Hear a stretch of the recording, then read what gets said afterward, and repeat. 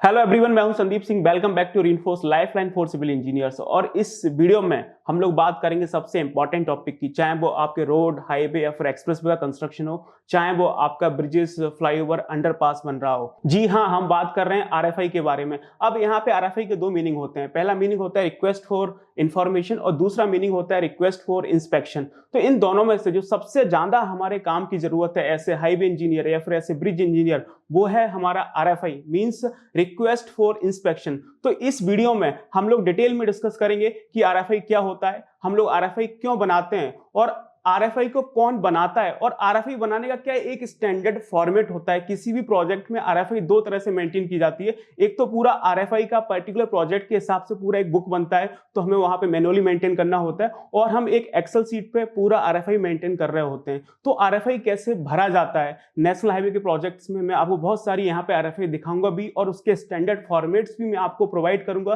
कि किस तरह से मैनुअली हम आरएफआई को भरते हैं, किस तरह से हम लोग एक्सेल सीट पे आरएफआई को भरते हैं। और इसके साथ साथ हम ये भी डिस्कस कर रहे होंगे कि आरएफआई किस किस को सबमिट की जाती है, आरएफआई को कौन अप्रूव करता है। और इस वीडियो को आप पूरा देखेंगे तो ऐसे बोनस इस वीडियो में आपको ये भी बताऊंगा कि हाईवे प्रोजेक्ट्स में बिलिंग का क्या प्रोसेस होता है। तो बस आप इस वीडियो को पूरा देखिए, तो काफी कुछ आप यहां से सीख के जा रहे होंगे। और बने रहिए हमारे साथ और हम करते हैं अपने सेशन को स्टार्ट।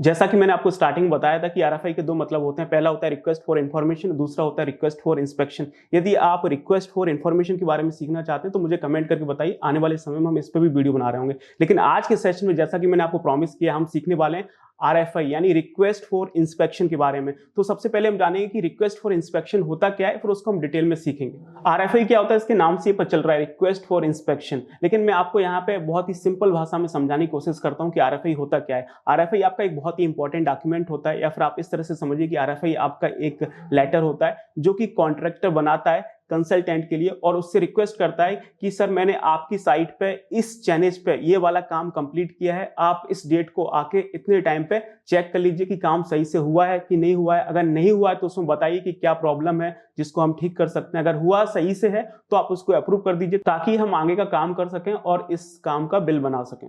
तो ये आरएफआई आपके हाईवे के प्रोजेक्ट्स में भी बनती है, और ये आरएफआई आपके ब्रिज के प्रोजेक्ट्स में बनती है। जैसे कोई आपका हाईवे काम चल रहा है तो कॉन्ट्रैक्टर अपने बिहाफ पे अपना पैसा लगा के पहले साइट पे काम स्टार्ट करता है। तो चाहे उसने आपका एम्बैकमेंट का काम किया हो, चाहे उसने सबग्रेड का काम किया हो, चाहे उसने जीएसवी बनाई हो, या फिर किसी भी रोड प्रोजेक्ट में किसी भी तरह का काम किया हो, या फिर उसने आपके ब्रिजेस के प्रोजेक्ट्स में चाहे एक्सकवेशन किया हो, चाहे स्टील रीइंफोर्समेंट डाला हो, चाहे वो आपका कॉन्क्रीटिंग करने वाला हो, तो उसके बाद कॉन्ट्रैक्टर को, क्लाइंट को और कंसल्टेंट को आरएफआई सबमिट करनी होती है कि मैंने साइट पे ये वाला काम किया है, और आप आके चेक कर सकते हैं कि मैंने as per contract agreement, as per given specification काम हुआ है कि नहीं हुआ है। अगर सही से हुआ है तो आप इसको अप्रूव कर दीजिए, ताकि मैं आगे का काम स्टार्ट कर सकूं और इसको बिल में प्रोसेस कर सकूं। अगर नहीं हुआ है सही से तो उसमें क्या मिस्टेक्स हैं, क्या उसमें प्रॉब्लम रह गई है, तो आप मुझे जस्टिफाई करिए, तो मैं उसको ठीक करके फिर आपको फिर से आरएफआई सबमिट करता हूं उस सेम काम की, ताकि आप उसको अगली बार अप्रूव कर सको। तो अभी तक आपको ये तो समझ में आ गया होगा कि जो आपका आरएफआई है वो कौन बनाता है। आरएफआई आपका कॉन्ट्रैक्टर बनाता है। जो भी आपका कॉन्ट्रैक्टर है या फिर कंसेशनायर है, तो उसका जो भी साइट ऑफिस होता है, फिर जो भी उसका कॉर्पोरेट ऑफिस होता है, तो वहां पे आपके इंजीनियर्स होते हैं जो कि आरएफआई बनाते हैं। जो भी आपका नेशनल हाईवे का प्रोजेक्ट है तो उसके लिए हम लोग एक पर्टिकुलर पूरा आरएफआई का बुक बनाते हैं, और उस पर हम लोग मैनुअली 1 बाय 1 सारी आरएफआई को मेंटेन कर रहे होते हैं, जिसमें हम 3 कॉपी निकालते हैं कार्बन पेपर लगा के। पहला कॉपी आपके कॉन्ट्रैक्टर के पास ही रहता है, दूसरा कॉपी हम लोग आपके जो वहाँ पे कंसल्टेंट होते हैं, जो आपके इंडिपेंडेंट इंजीनियर हैं, वहाँ पे हम लोग सबमिट कर रहे होते हैं, और तीसरा कॉपी आपका जो मेन क्लाइंट होता है उसको सबमिट किया जाता है। और इसके साथ साथ जो आपका आरएफआई होता है उसको हम लोग एक्सेल सीट में भी प्रॉपर मेंटेन कर रहे होते हैं, ताकि डाटा हमारे सिस्टम में रहे, जिसको हम लोग फ्यूचर में यूज कर पाएं। बहुत सारे लोगों को तो यही नहीं पता होगा कि कॉन्ट्रैक्टर और कंसेशनायर में क्या डिफरेंस होते हैं। यदि आपको पता है तो आप मुझे कमेंट करके बताइए, नहीं तो आने वाले समय में मैं इस पर एक प्रॉपर डेडिकेटेड वीडियो बनाऊंगा जिसमें हम लोग ये सारी चीजें डिटेल में डिस्कस कर रहे होंगे।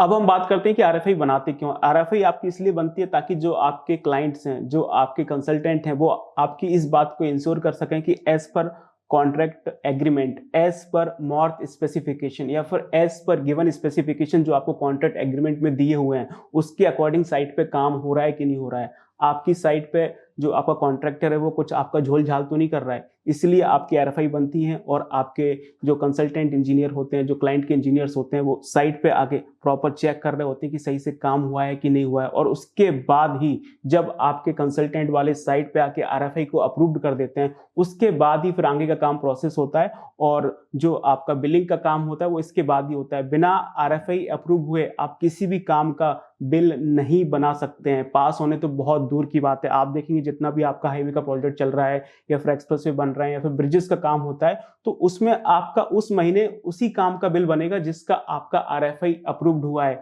एक कॉन्ट्रैक्टर ने कंसल्टेंट से एक महीने में जितनी आरएफआई अप्रूव्ड कराई है, उन्हीं अप्रूव्ड आरएफआई का हम लोग बिल बना के उस महीने क्लेम कर रहे होते हैं कंसल्टेंट को। तो चलिए आगे चलते हैं और हम लोग देखते हैं कि किस तरह से मैनुअली हम लोग किसी नेशनल हाईवे के प्रोजेक्ट्स में आपका आरएफआई कैसे भरा जाता है। तो आप स्क्रीन पर देख सकते हैं हमारे पास एक नेशनल हाईवे प्रोजेक्ट का पूरा आरएफआई है जो कि ऑलरेडी भरा हुआ है। तो आप उसको काफी कुछ आपको यहाँ से सीखने को मिलेगा। तो आप ये देखेंगे national highway authority of India 6 लेन का प्रोजेक्ट है, वाराणसी से लेकर औरंगाबाद का नेशनल हाईवे 2, जो कि आपका 786 किलोमीटर से स्टार्ट होता है और 978.4 किलोमीटर का है, यूपी और बिहार स्टेट में। तो ये पर्टिकुलर प्रोजेक्ट के लिए आपका हम लोग यहाँ पे एक आरएफआई का बुक बनाते हैं जिसमें सारा डिटेल लिखा जाता है उस प्रोजेक्ट का, कि आप देखेंगे यहाँ पे कि आपका फॉर्मेट नंबर कौन सा है, यदि इसमें कोई रिवीजन हुआ है तो वो भी यहाँ पे मेंशन किया जाता है कि कितनी बार रिवीजन हुआ है।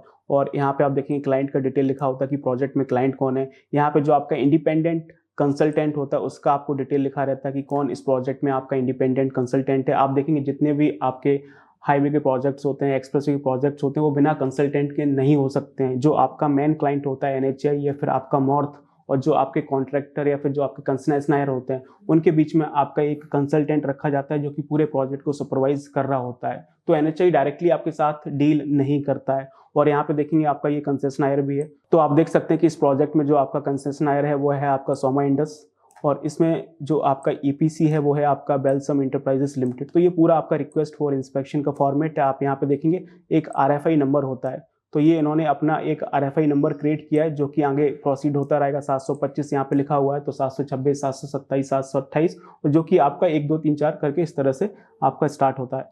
और आगे देखेंगे यहाँ पे लिखा हुआ है प्रीसीडिंग आरएफआई नंबर। इसके पहले जो आपका आरएफआई सबमिट हुआ था वो नंबर आपको यहाँ पे लिखना होता है। और एक कॉन्ट्रैक्टर ने साइट पे काम क्या किया है, किस काम के लिए वो आपका आरएफआई सबमिट कर रहा है, वो आपको यहाँ पे डिस्क्रिप्शन में लिखना होता है। जैसे इन्होंने यहाँ पे लिखा हुआ है label recording milling area L1 to L2, ठीक है। और किस चैनेज पे काम किया, क्योंकि आपको पता है जो हाईवे का प्रोजेक्ट होते हैं वो तो बहुत बड़े होते हैं, लेकिन किस चैनेज पे आप काम कर रहे हैं वो लोकेशन आपको यहाँ पे लिखनी होती है कि आप चैनेज 799 550 मीटर से लेके 799 650 तक आपने राइट हैंड साइड में काम किया हुआ है।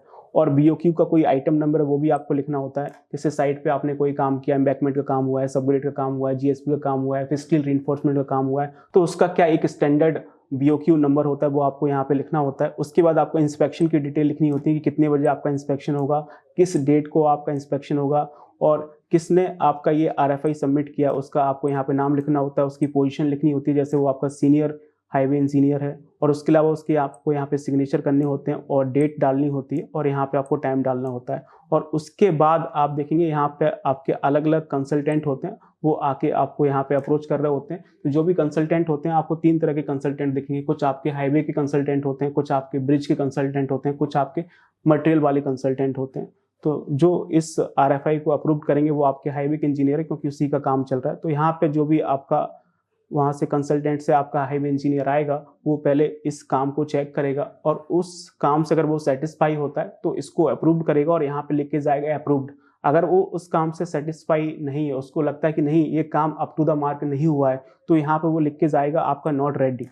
तो इस काम को आपको फिर से करना पड़ेगा, फिर से इस काम को सही करना पड़ेगा और फिर से इस काम की आरएफआई सबमिट होगी। उसके बाद फिर से आपका इंजीनियर आएगा और उसको चेक करेगा। अगर उसको लगता है कि सही है, अप टू द मार्क काम हुआ, तो उसको अप्रूव्ड करके जाएगा। उसके बाद ही आप आगे का काम प्रोसेस कर सकते हैं और इस काम का आप बिल बना के सबमिट कर सकते हैं, नहीं तो वो प्रोसेस नहीं हो पाएगा। और देखेंगे आप इस फॉर्मेट में आपके नीचे यहाँ पे देखेंगे आपका इंडिपेंडेंट इंजीनियर का साइन होता है और नीचे आपके जो भी फॉर्मेलिटीज वगैरह होती हैं, सिग्नेचर वगैरह, डेट वगैरह, टाइम वगैरह, वो सारी चीज़ें आपको यहाँ पे लिखी जाती है। और आखिरी में हम इसको इनक्लोजर कर रहे होते हैं, जैसे फील्ड डेंसिटी है, लेवल सीट्स वगैरह है, मटेरियल टेस्ट रिजल्ट वगैरह है, कॉन्ट्रैक्टर इंटरनल रिजल्ट्स वगैरह हैं, other required supporting test result हम लोग यहाँ पे मेंशन कर रहे होते हैं। तो ये पूरा एक स्टैंडर्ड फॉर्मेट होता है जो कि आपका प्रॉपर मैनुअली भरा जाता है और इसके पीछे हम लोग कार्बन लगा के 3 कॉपी और बना रहे होते हैं। एक आपकी कॉन्ट्रैक्टर के पास ही रहती है, दूसरा आपकी कंसल्टेंट को जाती है और तीसरा आपका जो मेन क्लाइंट होता है उसको जाती है। तो ये आपका मैनुअली इस तरह से पूरा आपका आरएफआई मेंटेन किया जाता है, जो भी काम होता है उसका। और इसी का मैं आपको एक एक्सेल फॉर्मेट दिखाता हूँ कि किस तरह से हम लोग इसको एक्सेल मेंटेन करते हैं। दोनों जगह आपको भरनी होती है, आपको एक्सेल भी भरना होता है और आपको मैनुअली भी देखनी होती है। तो आप ये देखेंगे इसका एक्सेल फॉर्मेट होता है, ये देख सकते हैं। ये आपको एक्सेल में पूरा आरएफआई का फॉर्मेट दे रखा है जो कि सेम है, सेम आपका फॉर्मेट है, सारी चीजें आपको मिलेंगी। ये देखेंगे सेम सारी चीजें, बस इसी में आपको ये पूरा जो आपको यहाँ पे लिखा हुआ है, जो भी आपकी साइट पे काम हुआ है, जिस डेट पे आपको इंस्पेक्शन कराना है, जिस टाइम पे आपको कराना है और जो आपका आरएफआई भर रहा है, वो सारी चीजें आपको यहाँ पे मेंशन करनी होती है। और उसके बाद आप इसको सबमिट कर सकते हैं अपने कंसल्टेंट और क्लाइंट को। और इसका सेम आप देखेंगे ये हमारे पास पीडीएफ फॉर्मेट है, जो कि आप ये देख सकते हैं सेम पीडीएफ फॉर्मेट है। अब आप बोलोगे सर ये फॉर्मेट हमें कहाँ से मिलेगा, तो इसकी टेंशन नहीं लेनी है। आप हमारा एप्लीकेशन डाउनलोड कर लीजिए रेनफोर्स, जो कि आपका गूगल प्ले स्टोर में अवेलेबल है, अदरवाइज आपको डिस्क्रिप्शन में लिंक मिल जाएगा, आप वहाँ पे जाके डाउनलोड कर सकते हैं। और आप वहाँ पे देखेंगे एक फ्री स्टडी मटेरियल करके एक आपका सेक्शन है, तो वहाँ पे ये सारे नोट्स आपको मिल जाएंगे। और दोस्तों आप इसी तरह से रोड, हाईवे और एक्सप्रेसवे के प्रोजेक्ट के बारे में डिटेल में सीखना चाहते हैं, तो मैं आपके लिए लेके आया हूँ हाईवे प्रोजेक्ट की क्वांटिटी सर्विंग और बिलिंग के ऑनलाइन लाइव सेशन, जो कि 10 फरवरी से हमारे एप्लीकेशन रेनफोर्स में लाइव होंगे, जिसको आप गूगल प्ले स्टोर पे जाकर डाउनलोड कर सकते हैं, अदरवाइज आपको डिस्क्रिप्शन में लिंक मिल जाएगा।